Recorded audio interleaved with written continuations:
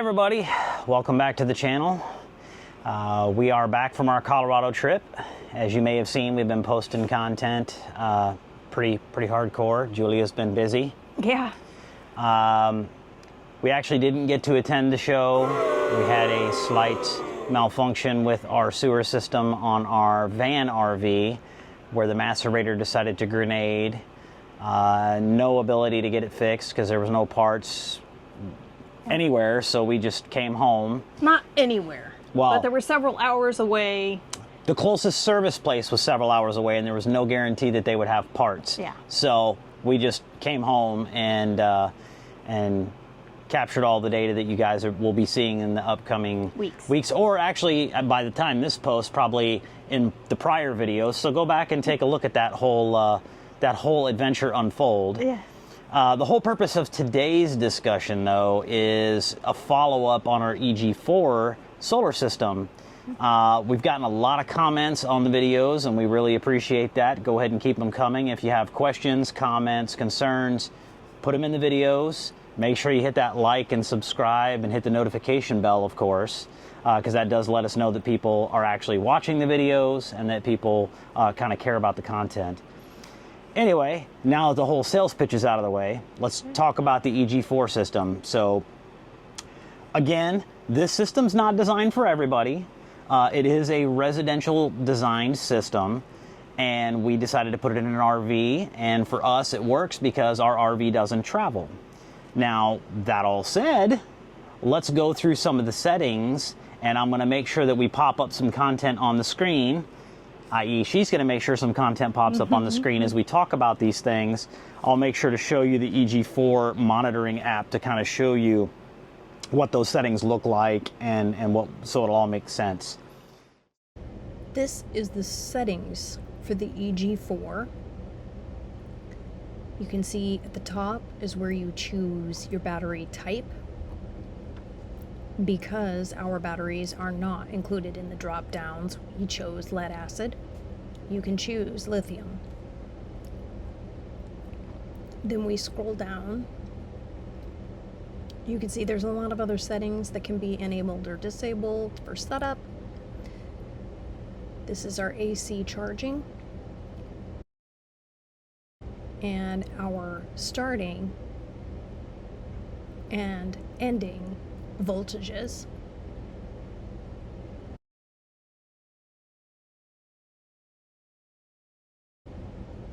This is the internal fans.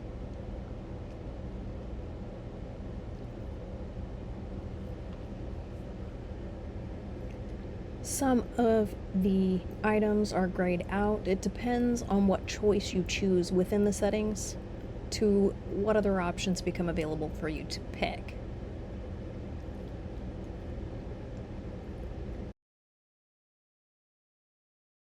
This is our neutral ground bond.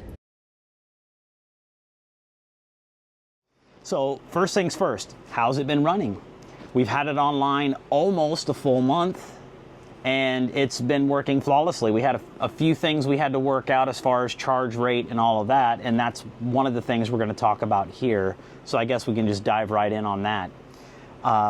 Initially, when it was configured, it's a 50 amp coach, so Signature Solar went in and said, okay, well, let's set it to 50 amp. We noticed pretty quickly that after a couple of days, one of our breakers from our combiner box would trip for the shore power from thermal. And using the thermal footage, I could see that, yeah, the wires were getting really hot, and you saw that in some prior videos during the setup where we were showing the wiring and how warm it was getting. So I started playing with that current to adjust it up or down, and then I figured out that the issue wasn't so much the rate I was charging at, it was the fact that the way the EG4 system is designed, probably not intentionally, but in an RV situation, this is how it works, is that if I set it at 50 amp, that's the amount of current that it's going to push to the batteries. Well, the problem is it still has to run everything that we're running. So what it was actually doing is pushing 50 amps worth of power to the batteries while also continuing to run our loads, which at night isn't really a big deal because we only pull about 500 watts at night. But in the day, when it's hot outside in Florida and we're pulling 2,000 watts, and now it's trying to push 6,000 watts into the batteries, that creates a problem. So things overheat, wires start to melt, breakers start to trip. So I played with that to find that maximum level where it would be happy in its worst case scenario and its best case scenario. I don't need the batteries to charge super quickly. I just need them to charge safely. 35 to 38 amps is the happy spot that we have found in this particular setup. Now, one of the other things that was brought up in a comment was, well, you shouldn't use the EG4 because it doesn't have dynamic neutral ground bonding like Victron does, the other inverters that are designed for RVs.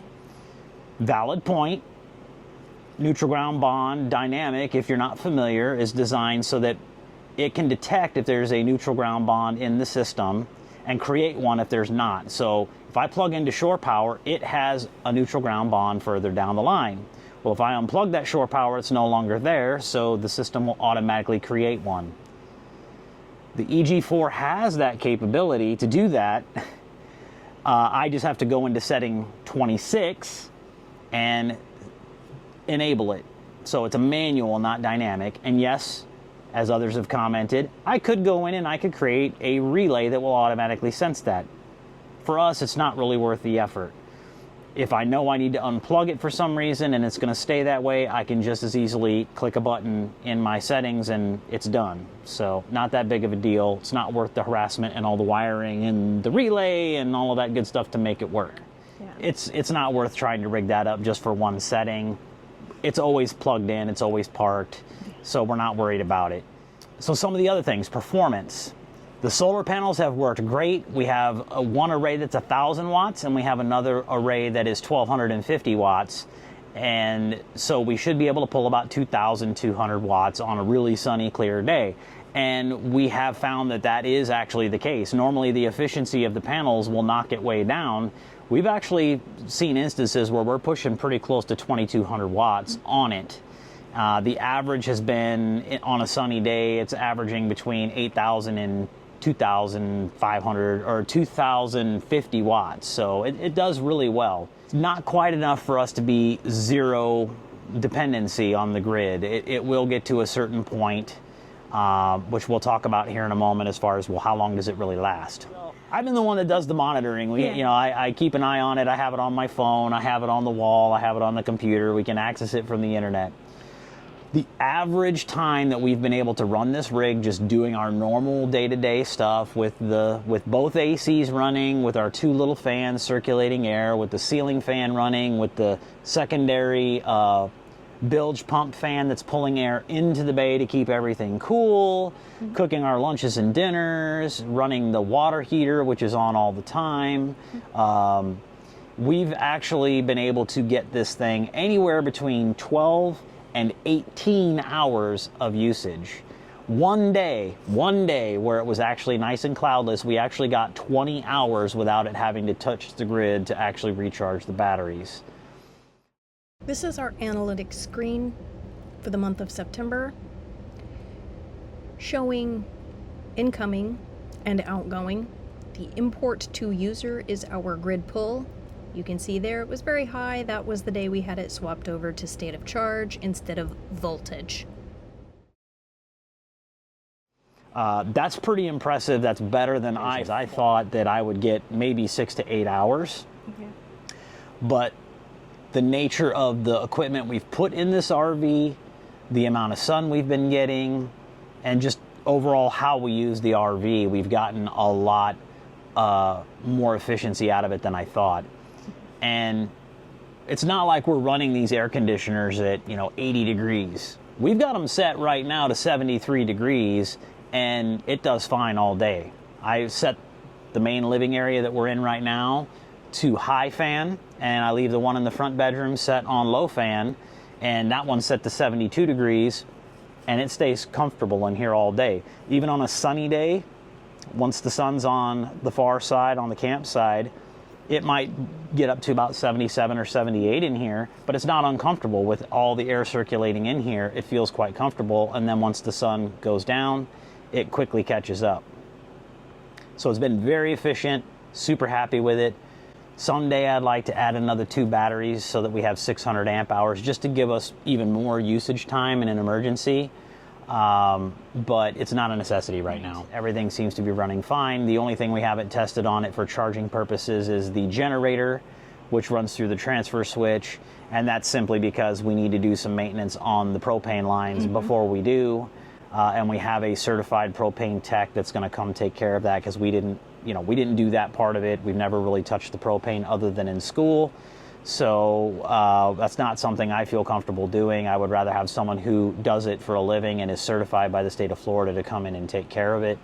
Yeah. And he's a fellow tech, and he'll come out and take care of that for us. So once that's done, we'll be able to test on the generator, which they recommend should be, if you have 2 inverters, should be at least 10 kilowatt capable. However, in our particular case, we're only using it for charging. We're not using it to run load and charge. I also have the charge inverter, which I still haven't hooked up to the batteries yet. And that will allow me to have another charging option that is connected directly to the batteries, bypassing the inverters altogether. And I could just push 15 amps of current directly into those batteries to charge them. I could charge them from our work van. I could charge them off of a pedestal. Any number of things. I could plug it into a portable generator if I wanted to, and it has nothing to do with the inverters, so there's no risk of load overlap or any of that stuff. The last thing I kind of want to talk about is the one thing that I was really looking forward to doing, and then when we were trying to track down issues, I ended up taking it down, and I don't even really think it's worth putting back in, and that's the state of charge cables. So both the battery and the inverters have CAN bus capability where I can hook them together and they can talk. Now natively there's not a protocol between the two where you just plug it in and it just knows, oh, it's a Vatra battery, and it just does its thing. I actually had to set it to pylon communication between the two of them and hook the cable up, and I had to go into the settings and change it from lead acid battery, which is what it's set to right now, to lithium, so that it could read that state of, it changes everything from voltage to state of charge. So I want to start charging my batteries at 10% state of charge. I want it to stop at 100 or 90 or 80, whatever it is you want to set it to. Versus lead acid, where I have it set to start charging at 51 volts and stop charging at 56.5. 2 reasons I disconnected it. One, we thought that might have been causing some communication confusion on the system and might have been causing some of the issues with the wires getting warm and stuff like that. Turned out not to be the case, but we were just like, okay, we're having a problem. It wasn't there till we started messing with this. Let's undo it. The second reason I left it unhooked is that I noticed that the state of charge option in it, as soon as it hits 100%, it stops instantly. And I was noticing that the charge in the batteries didn't last as long. Where I mentioned before it was 12 hours to, in some cases, 18 to 20 hours. I was getting maybe 8 to 12 hours because it wasn't looking at voltage, it was looking at percentage, which is an estimate. Voltage is not an estimate. So I put it back to the original, and it's lasted way longer. In reality, it's really not worth it in our situation. We're happy. It's doing exactly what we need it to do. It's running off of the batteries all the time, and it only kicks onto the grid when it needs to recharge, which is exactly what we wanted. There's no point in having a system that runs off of your shore power and your batteries just sit there and look pretty instead of an emergency. We had that in our house. It cost us $55,000 for that system, and it basically just sat there and collected dust unless there was an outage. I want to use the batteries. The batteries have 6,000 cycles on the batteries, which is more than 12 years of usage every single day, discharging and recharging. And that's not saying the batteries won't work after 12 years. That's just saying you're probably going to get maybe 80% of its efficiency instead of 100%. So I want to use the batteries that I paid for and the system that I paid for and let it do its job, give me cleaner power, more stable power, and then just kind of let the pedestal do what it needs to do when it needs to recharge things. As the casual observer who did all of the vacuuming and some of the wrenching on this, what are your thoughts on this whole project and the last month of us using it? It was definitely worth the blood, sweat, and tears. Literal blood. You know, this week has literally only been the first 30 days of usage where our billing actually showed. That part of it is what's important to me. I mean, a place where we're less dependent on, you know, park power that we're spending $200+ a month on in Florida. You know, to see the bill start to shrink. And I'm sure that in the future, you know, when we get more, like out to the 60-day mark, that we'll see that reflected in the bill even more. And one, you know, she touched on the billing thing for the electricity. So we just got our most recent electric bill from the park, and you know, they have it's like $160 base charge or something like that for the first 1,000 kilowatt hours. I mean, that's there regardless. And then you have the little bit extra. But what was telling is that the prior bill was $260. This bill, which was not a complete picture because it was a partial cycle from when we brought things online, had already reduced to $206. So by our next billing cycle, hopefully it should give us a more complete picture, even with all the variations of storms and things like that. It should give us a little bit better picture on our energy usage and the benefit of having the solar. Now, my guesstimate when I built the system, as it sits right now, was that we should be able to reduce our bill by 1/3. It's not realistic to say, oh, I'm going to eliminate everything. You just don't have the room for that much solar. I guess my cautionary tale for anybody watching this that wants to build a system, a couple of things to keep in mind. One, you're never going to be 100% energy independent because you just don't have enough surface on your roof to generate the kind of solar that you would need. The second thing to keep in mind, it's not cheap. If you want a system that will allow you to get as close to independent as possible, to run all of your things as normal without having to go, oh, can I turn on my hairdryer and microwave a burrito at the same time? You know, if you really just want it, hey, I just want to turn it on and it works, that's going to cost you money. To buy the inverter that's powerful enough to do it, to buy the batteries that are strong enough and large enough to run it for X amount of time. Third, know how long you want to run it for, because that's the key. Is battery capacity is what runs your system, not solar. Solar is just a charging method. How much potential energy do I need to store in my rig to run it for 8 hours a day or 8 hours at night when I'm sleeping? So those are the considerations you have to think of. Our system in total, we're just shy of $17,000, and that's just for the parts. That's not the sweat equity that we put into it. If we really add it up between all of the hot days and the, oh yeah, it's too hot, we're gonna go in and we probably have maybe 4 solid days of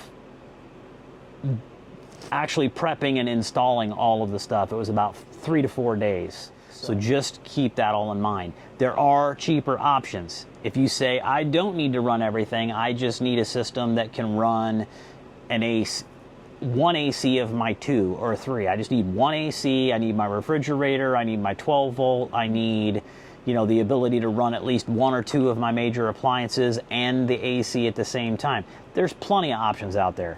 If you're not IT savvy and you don't want to build a system like ours where it's all a la carte like it is, there's other systems out there that are pre-built. Blue Eddy makes a really good system. We have one in our van. It can easily run 6 120 outlets, 20 amp, plus it's got 12 volt output going to a 12 volt distribution panel. So you can easily do systems that will run up to a 30 amp system. and there's many others. Blue Eddy's not the only one, and they actually have an RV bolt-on system that's being released. You can find it on their website. It has everything where you can supposedly set it up in 30 minutes, assuming your wiring's already in place, because there's no way you're running that whole system in 30 minutes, but it's really designed to be a bolt-on system. Reach out if you want to have conversations. Let us know. I'd be more than willing to get on have a conversation. If you want to do have us do a live stream or something where you guys can get in and ask questions live, feel free. We're here for you guys, and we like to document what we're doing. So, anything you'd like to say? It's good to be back home. Yes. The trip was nice, but it's good to be back home. Yes. It's Hopefully there are very minimal projects from this point forward. Minimal. except fixing the sewer system on our van. And that video is coming, but you know. Yeah. Stay tuned for that one. That'll be fun. Mr. Bean bathroom. Look for that one. Yeah. Stay tuned for our next one, guys, and have a great day.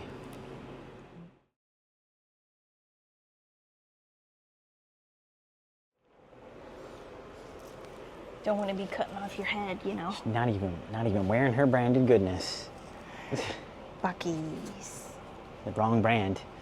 This is this brand. Okay. It's fine. Yeah.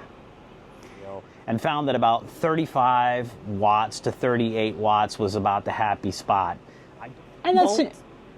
Volts, yes. Amps, yeah. 35 amps to 38 amps. Sorry, she'll Edit. Yeah, she'll edit that. So Start there.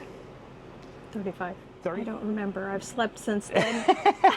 so But okay. No, that's pretty much it for me. Yeah, maybe we'll do some shish kebabbing or something, or maybe we'll do some enchiladas. It's great to have the options with all the cooking options again. I miss doing the cooking. Yeah. So.